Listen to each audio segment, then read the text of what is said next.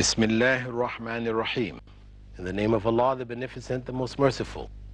I'd like to welcome you, dear viewers, to another in our series, Understanding the Qur'an. In this segment, we'll be looking at the 21st verse of Surah Al-Mulk, known as the Dominion, about which this program, Understanding the Qur'an, is focused. In this verse, Allah goes on to question the disbelievers to reflect around themselves within their lives after asking them in the previous verses to look around themselves in nature, whether it be the birds in the heavens above, or the winds, or the shaking of the earth, etc. Allah says in the 21st verse, Bismillahir Rahmanir Rahim. Amman hadha alladhi yarzuqukum in amsaka rizqah bal lajju fi utuwwin wa nufur. who can provide for you if he should withhold his sustenance? None, but they remain stubbornly proud, fleeing from the truth. Allah asks the disbelievers again to reflect on the sustenance that they gain, whether it be from their crops or it be the food that they gain through other means, through the cattle and a variety of different ways that we obtain food, clothing, and shelter. Allah asks them to reflect on it. Is it really a result of their effort? Is it merely that's all there is? Or are we depending on the rain, on sunlight, on the growing of the grass, things which are, really beyond our control, factors which are there beyond our control? Are the rivers that we dam to bring water to irrigate our land, are we the ones producing these rivers? Or is it just our technology which is enabling us to utilize it? Is the sustenance really our own creation? Or is it something which has been granted to us that we should reflect on? This is what Allah calls them to. However, He says that people still stubbornly remain proud, rejecting the truth. And in another chapter, the 27th chapter, verse 14, we find Allah saying there, وَجَحَدُوا بِهَا وَاسْتَيْقَنَتْهَا أَنفُسُهُمْ ظُلْمًا وَعُلُوًّا. In this chapter known as the Naml, or the ant, Allah there says, they arrogantly and oppressively deny the signs, though their souls are convinced of them. The truth is there within themselves, they know it, but outwardly they deny it. And this is why the disbelievers are referred to in the Qur'an by the term kafir. Kafir. What is kafir? Kafara actually means to cover or to conceal. As the farmer, when he digs the earth and he puts the seed in the ground and he covers it, this term was used. This is how it was originally used in Arabic. Allah used this now to represent the disbelievers, that it is not that they don't know the truth, but in fact that they are covering the truth. The signs are all around them, but they cover it. And so Allah refers to them as the kafir, as the disbeliever. In the 22nd verse, Allah there goes on to make a parable for reflection for the disbelievers, as well as the believers, because all of these verses, which, though they address the disbeliever fundamentally, believers have a point of reflection in it also, because the ideas and the signs are for everybody. Particularly Allah focuses on the disbelievers because they are the ones who most need to reflect on these signs, because they're in a state of loss. So Allah in the 22nd verse says, أَفَمَن يَمْشِي مُكِبًّا عَلَى وَجْهِهِ أَهْدَىٰ أَمَّن يَمْشِي سَوِيًّا عَلَى صِرَاطٍ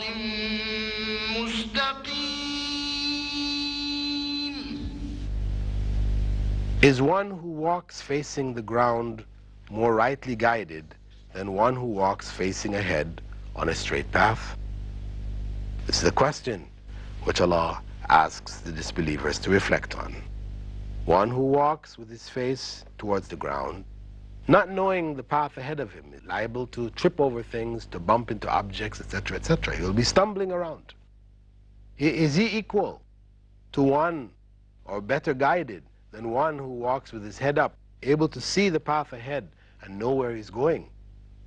This is the similitude, or this is the parable that Allah gives, comparing the disbeliever who has no idea of where he's headed, where he's going, just bumbling his way through life, stumbling along, and the believer who has accepted revelation from God.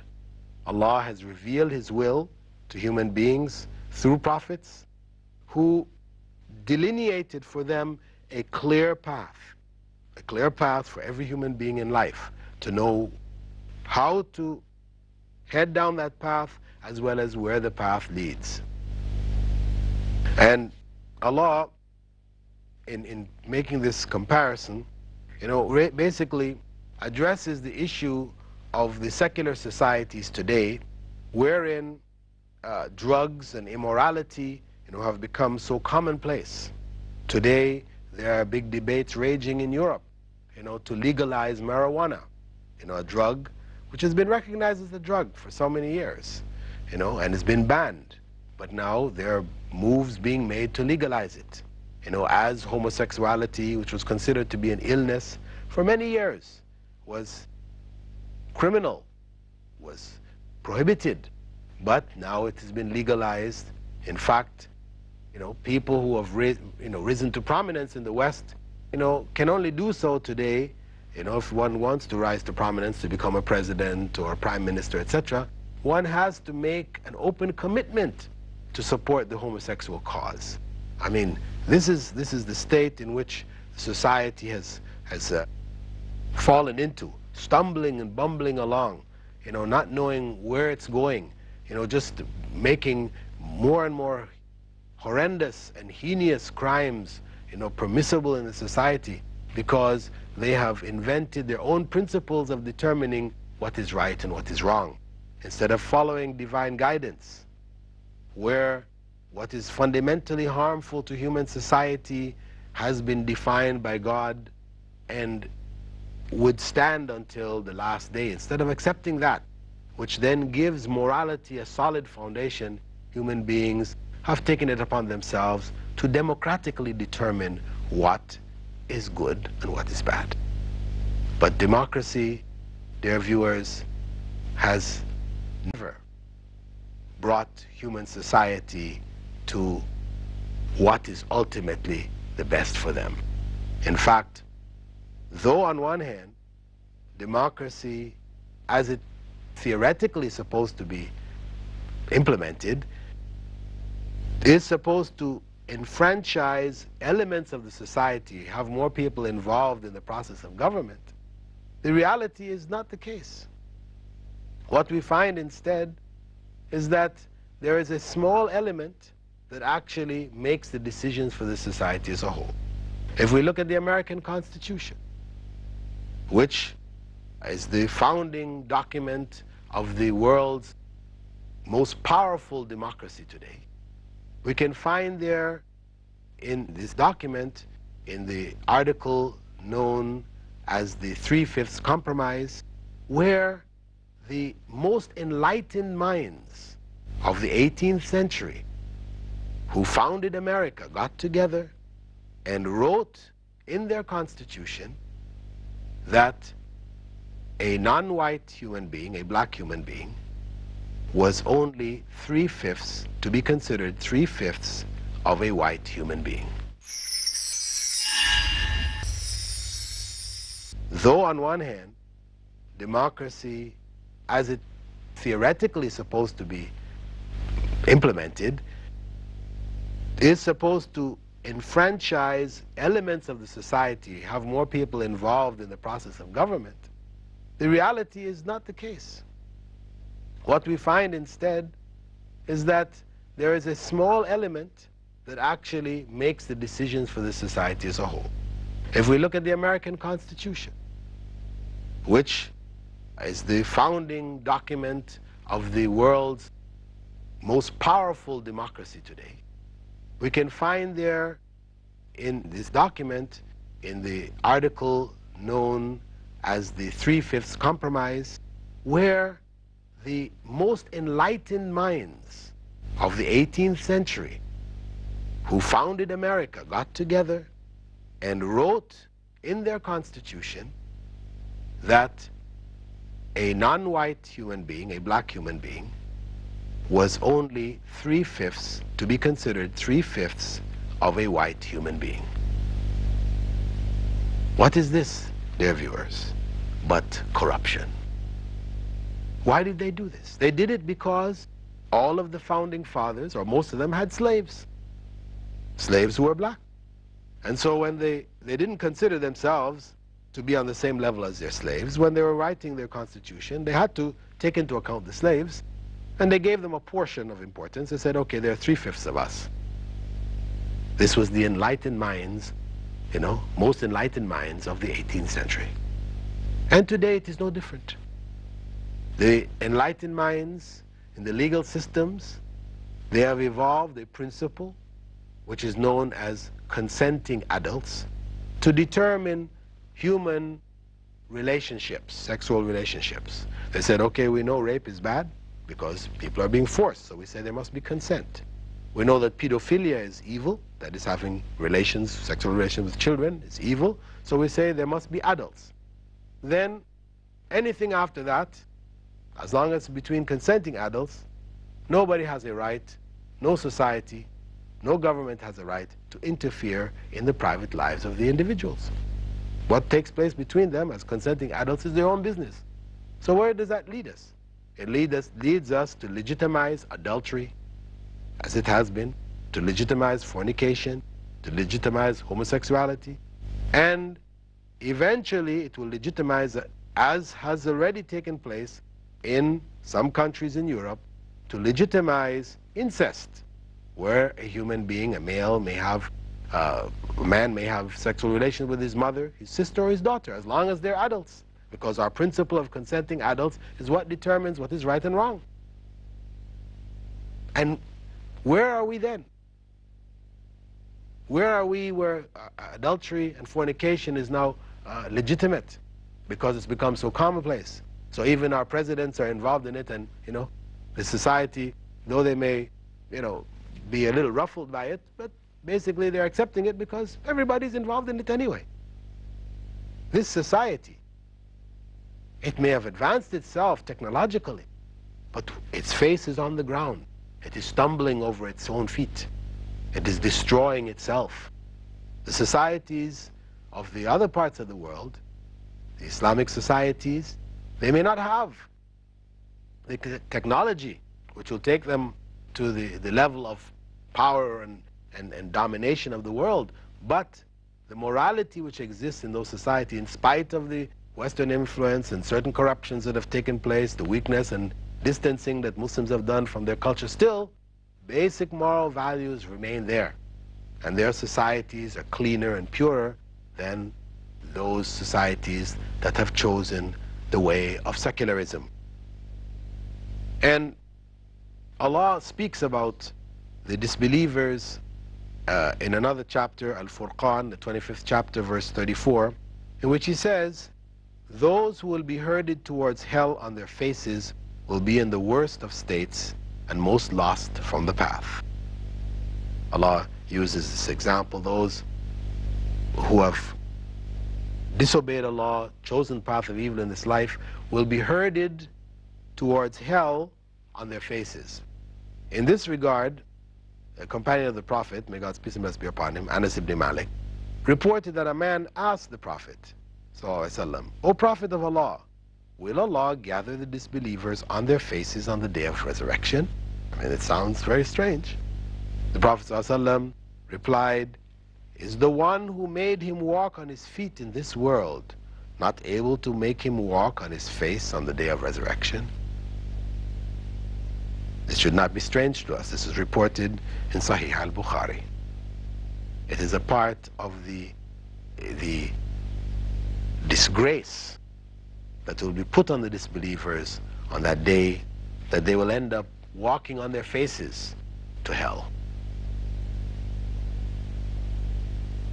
In the 23rd verse, we find Allah calling again on the believer and the disbelievers, but particularly, we said, focusing on the disbelievers, to reflect on himself or herself, on the abilities which Allah has given him or her. Allah says, قل هو الذي أنشأكم وجعل لكم السمع والأبصار والأفئدة قليلا ما تشكرون. say, He is the one who created you and gave you hearing, sight, and hearts, but rarely do you give thanks. Human beings were granted the senses of hearing and sight to gather information, as well as intelligence, perception. This process of being able to assimilate information, to process it, and to develop and to modify our environment because of it, this is from Allah. As Allah told us in the creation of Adam, وَعَلَّمَ آدَمَ الْأَسْمَاءَ كُلَّهَا. It's Allah who gave Adam the intelligence to be able to process what he sees with his eyes and what he hears, give it names, give it titles, and be able to systematically place it into some kind of an order which creates a knowledge which he's able now to utilize to modify his environment. Allah asks us to reflect on it. Animals follow their blind instincts. They are a product of their environmental conditioning. Human beings have been given an ability to go beyond that. Yes, there's this aspect amongst of us, of our existence, which is natural according to our instincts. However, we have been given hearts, or sometimes referred to as minds, by which we not only process this information, but we can also choose how to utilize this information. Choose whether good or evil. This is an ability which Allah has given us, the ability to choose, a free will. In that process, we have an ability to recognize our Creator or reject Him. And Allah calls us to reflect on our ability to see and to hear in order for us to recognize that these are blessings from Him. Of course, people usually don't recognize these blessings until they lose them. And when a person loses their sight or loses their hearing, then they realize really how critical it was to them. We can find that Allah, whenever He speaks about hearing and sight, He mentions the hearing before the sight, and this is part of the reality that in this world, a child who is born deaf will have great difficulty in learning language and other things. Whereas a child born blind, though handicapped, is able to teach, to be taught language, and to develop other abilities. Hearing is more critical even than sight. So Allah, you'll find whenever He speaks of this, He mentions the hearing before the sight. You can find, for example, in Surah Al-A'raf, the 7th chapter, verse 179, Allah there said, "Surely I've created many of the jinn and humankind for hell. For they have hearts, yet they do not understand. They have eyes, yet they do not see. They have ears, yet they do not hear. They are like cattle. Indeed, they are even more astray." With these abilities, if they're not used as Allah meant them to be used, then Allah says they are like cattle. Or even more astray. More astray in what sense? Because the cattle, they live their lives, eat, drink, sexual relations, and die. I mean, that's just the extent of their life.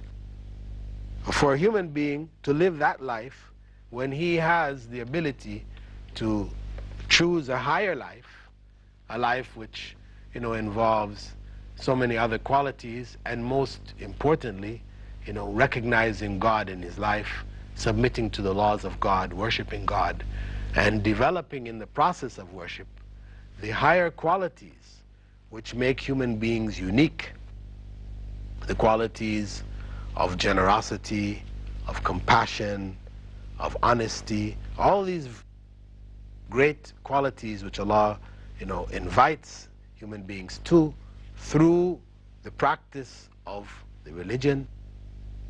If an individual rejects this opportunity and chooses to live an animal life, then he or she is even more astray, more misguided than the animals. Allah asks us to reflect on that. No one likes to be called an animal, but in fact, human society has returned to the laws of the jungle. Survival of the fittest is the guiding course in our lives, instead of survival for the sake of worship of God, helping others to survive because they are in need of help and because God has commanded us to do so. We should be living lives in accordance with the laws of God and not the laws of the jungle. With that, dear viewers, I'd like to thank you for being with us in this segment of our program, Understanding the Qur'an, in which we have looked at further verses from Surah Al-Mulk, the 67th chapter of the Qur'an. And we hope you'll continue to follow our program in the coming segments as we go on to verse 24. And with that, dear viewers, I bid you all farewell. Assalamu alaikum wa rahmatullahi wa barakatuh.